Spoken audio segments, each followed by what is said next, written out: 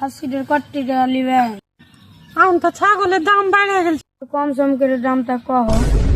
হারা তো 10,000 দাম থেকেছে, কিন্তু কাল প্যাকেট এসে 7,000 লাগাল ছিল, তো দিলি খো কম সম 1,000 আর দিত তো দিয়ে দিতাম বিজিন কাল। মতলব না, এর লেগে আমাকে কিনতে হয়েছে। থাকলে পরে বাজার থেকে কিনে নিয়ে চলে আসতো। 7,500 টাকা লিও। আর কেউ হলে তো দিত না 7,500, কাল তো 7,000 লাগালছে তো দিনি। তোমাকে দিয়ে দিন, ধরো নিয়ে যাও। চল।